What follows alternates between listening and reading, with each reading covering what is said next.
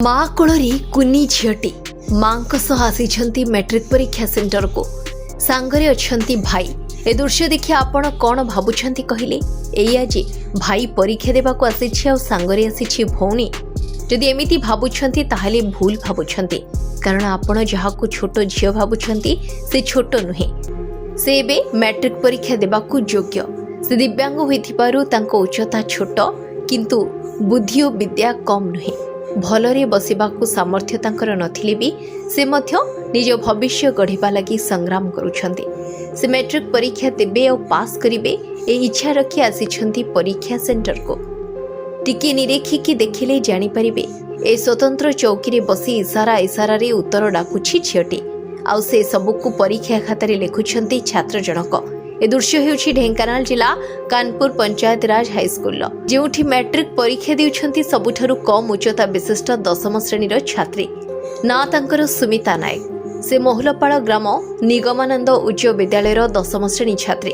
तांको उच्चता 1.5 फुट भितरे सुनीतांको घर कामाख्यानगर ब्लॉक सारुआली गाँव में से जणे भिन्नक्षम से ना कहि पारंती ना शुणी पारंती से जहा संकेत देउछंती परीक्षा खातारे लिखुछंती 9म श्रेणी रे पढ़ुथिबा तांको संपर्कीय भाई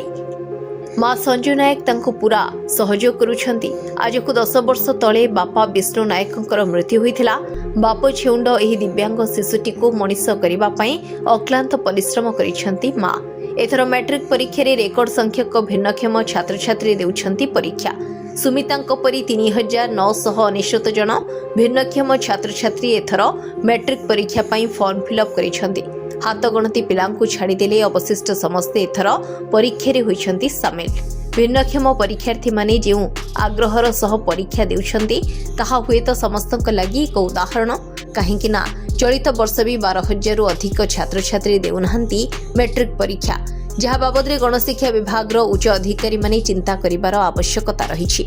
ढेंकानालु चरितार्थ सतपथींक रिपोर्ट कलिंग टुडे लाइव।